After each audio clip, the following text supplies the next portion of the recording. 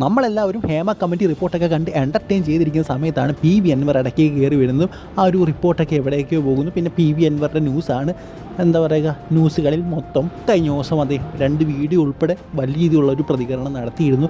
എന്തായാലും അതുമായിട്ട് ബന്ധപ്പെട്ട് നല്ല രീതിയിലുള്ള നടപടികൾ അദ്ദേഹത്തിനെതിരെ ഉണ്ടാകുമെന്ന് നമുക്ക് ഏതാണ്ടൊക്കെ ഉറപ്പായിരുന്നു. എന്തായാലും ഇപ്പോൾ അതിലേക്കൊക്കെ പോകുമെന്ന് തന്നെയാണ് തോന്നുന്നത്. എന്തായാലും എം വി ഗോവിന്ദൻ്റെ ഒരു വാർത്താ സമ്മേളനം, അദ്ദേഹം സാധാരണ ഇങ്ങനെ വാർത്താ സമ്മേളനത്തിൽ വരാത്തതാണ്, ബട്ട് അദ്ദേഹം വാർത്താ സമ്മേളനത്തിൽ വന്നു. അദ്ദേഹം കുറച്ച് കാര്യങ്ങൾ പറയുന്നുണ്ട്.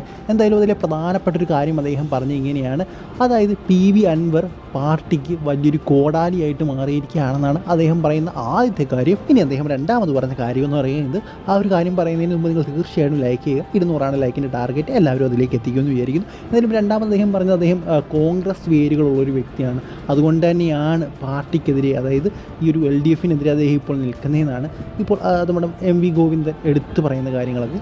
അതുപോലെ തന്നെ പാർട്ടിയിലുള്ളവരെല്ലാവരും തന്നെ അദ്ദേഹത്തിനെതിരെ പ്രതികരിക്കണം എന്നും അദ്ദേഹം പറയുന്നുണ്ട്. മിക്കവാറും എന്തായാലും പാർട്ടിയിൽ നിന്ന് പുറത്താകാനുള്ള എല്ലാ സാധ്യതകളും നമുക്ക് കാണാൻ സാധിക്കുന്നുണ്ട്.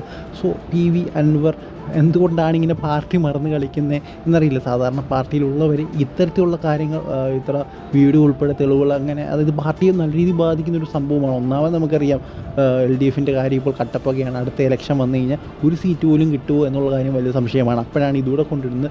സോ എന്തായാലും വലിയൊരു തകർച്ചയിലേക്കാണ് LDF പോയിക്കൊണ്ടിരിക്കുന്നത്.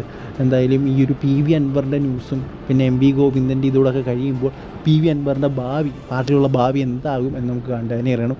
സോ ഈ ഒരു വീഡിയോ ഇതിലൊന്നും ഇഷ്ടപ്പെട്ട തീർച്ചയായും ലൈക്ക് ചെയ്യുക. അടുത്ത കാണുന്നവരെ ഗുഡ് ബൈ.